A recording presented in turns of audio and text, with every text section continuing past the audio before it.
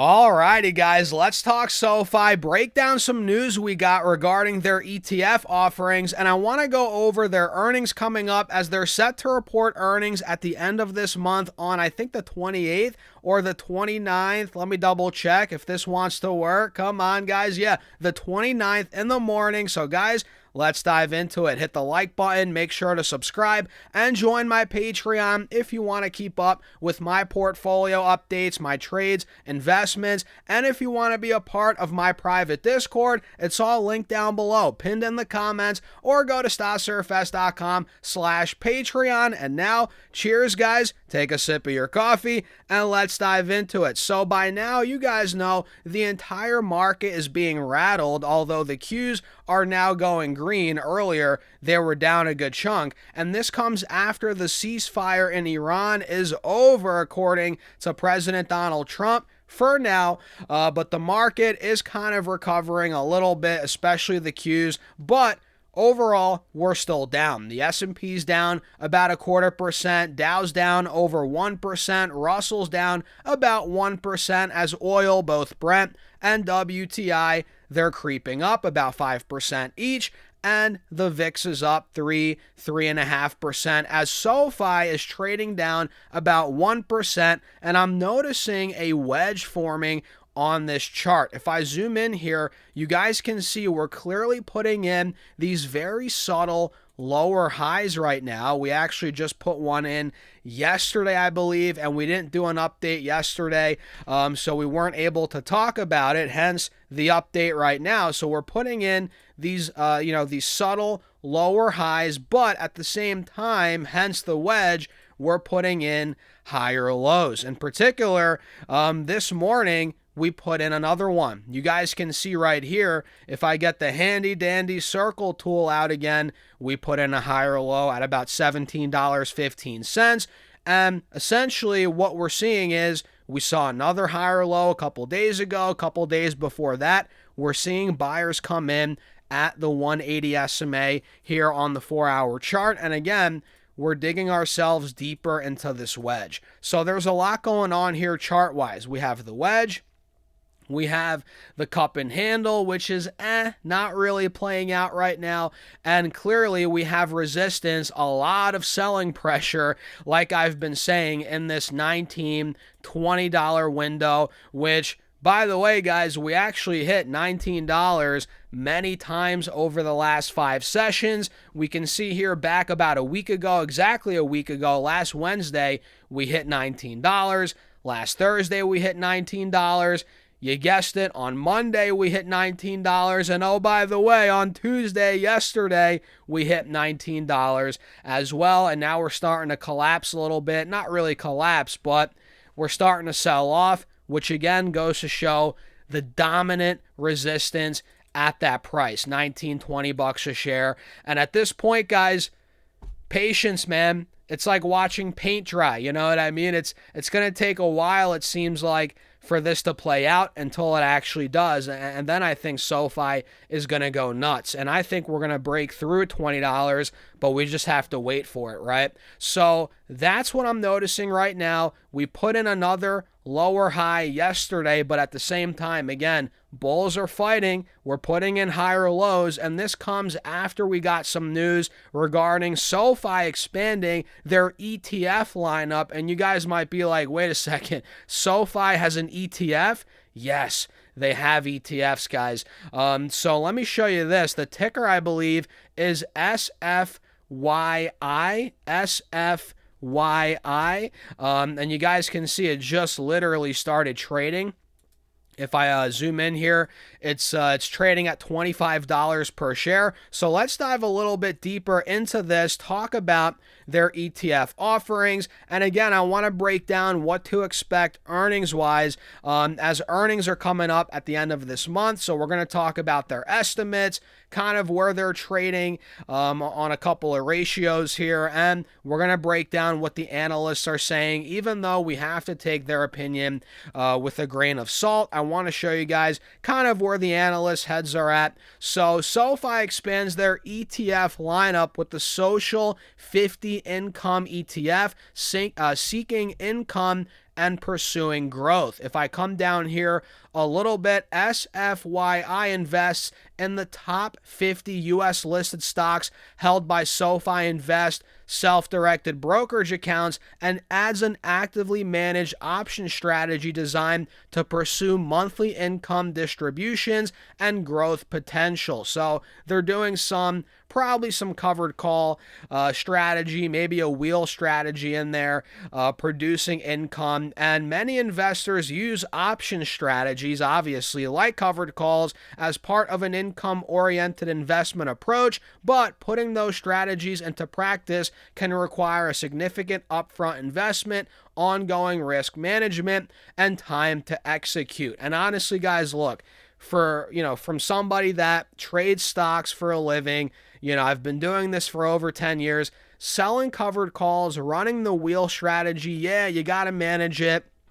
You have to keep your eyes on it. It's not as passive, nearly as passive as dividend investing, where you get your dividend every quarter, but it's not that complicated, right? And honestly, I'm not the biggest fan of a lot of these covered call ETFs, a lot of these products. I'm a bigger proponent of building an actual portfolio that you like with ETFs, individual stocks, and then run the wheel strategy on those stocks, as opposed to just buying an ETF and, they're running the wheel strategy, buying it, whatever the heck they're doing in that ETF. I much rather manage it, but I understand why people would like something like this from, SoFi or other different, ETF providers, right? So SFYI offers a simpler way to access potential income by combining a professionally managed option strategy with a diversified portfolio of stocks held in SoFi Invest Direct, self-directed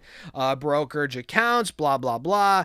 Through a single ETF, investors can gain exposure to an options-based income strategy. Okay, we said that already.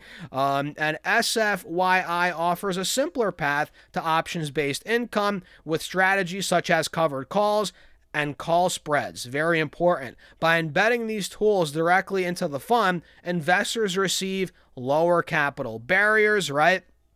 Covered call strategies typically require owning at least 100 shares of a stock, right? They also receive active management. The fund is actively managed by professional portfolio managers, convenient ETF structure, and greater diversification. So there are perks, obviously.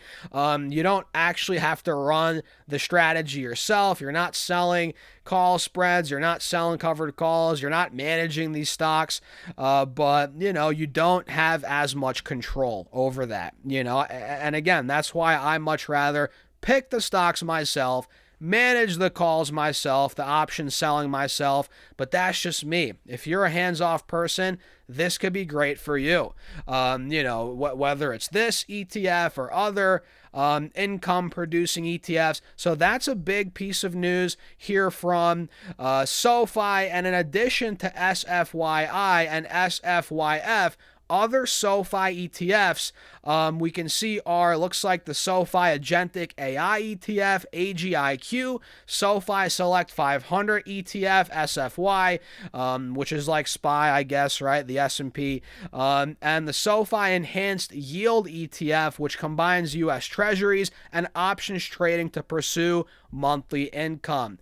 So that's the big news on the ETF front. Another ETF added to the list, and this is not bad heading into earnings, guys, which again are on the 29th of this month.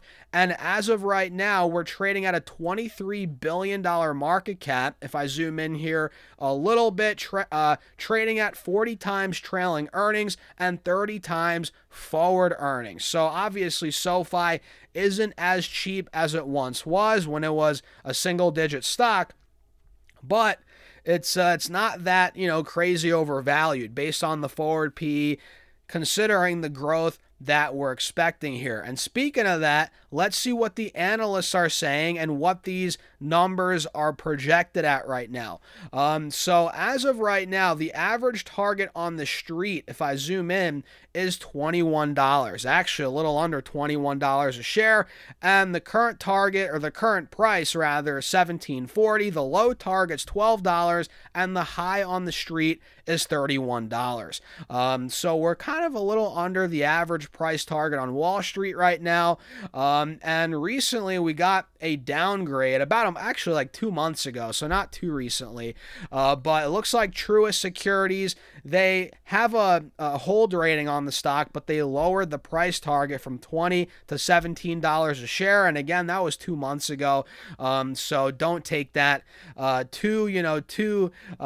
take it with a grain of salt, right, guys? And let's see, who's the most bullish on Wall Street? It looks like Mizuho has that $31 target with an outperform rating. Same with JP Morgan. They have a 31 target with an overweight rating. And the most bearish on Wall Street, it looks like Keefe, Bruyette, and Woods, they have a $17 price target with an underperform rating, which we'll see, man, who ends up being right. Obviously, I think we're going higher as opposed to going lower, as I am bullish on the stock long term. Maybe not so much short term, but long term I am.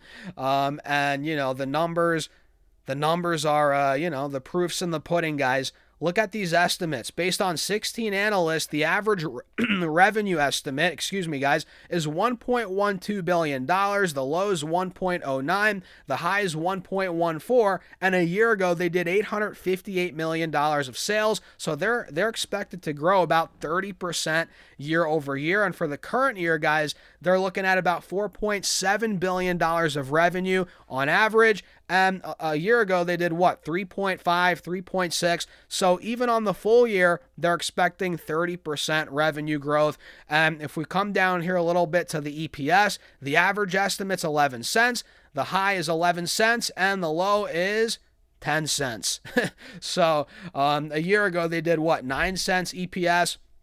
But we're not too worried about the EPS here. I'm more so focused on member growth, product growth, revenue, guidance, all that stuff. If that comes in strong, I think the stock, decent chance it actually rebounds. But then again, it's like, SoFi, every time they report earnings, it seems like their stock goes down, right? But who knows? The setup, let's see the setup here again heading into this print compared to last time they reported. I'm pretty sure last time they reported the stock, let's see where it was at. It ran up a lot before last earnings. It went from $14.80 all the way to about $20. It trickled down to about $18.50. Then they reported record numbers. The stock tanked, and then it came back up. So I think the setup's a little different this time around. We aren't as overbought as we were last time they reported. We had a lot of hype last time. The stock hit $20 before earnings. Now we're at $17.50. Maybe we get to $18 before this print. Who knows? So I think we're in a better position chart-wise as of now. And again, earnings are in 3 weeks, so a lot can change between now and 3 weeks. But I think overall, man, just because last time they tanked doesn't mean it's going to tank again this time they report. But either way, guys, that's a quick rundown on some news on, the charts here, the ETF, and overall kind of where my head's at here on this stock. So what do you guys think? Hit the like button, make sure to subscribe. And if you want to join the community, be a part of my, private Discord, see my portfolio updates, and get all my real-time buys, trade alerts, options moves. If you want to see how I'm selling calls, running that strategy, all of that's on Patreon, guys. Link down below, pinned in the comments, or go to StockSurfest.com/Patreon. And with that being said, cheers. I'll see you guys in the next video or on the Patreon. Shout out to all the new members that have been joining. I'll see you guys in there. Have a great rest of your day.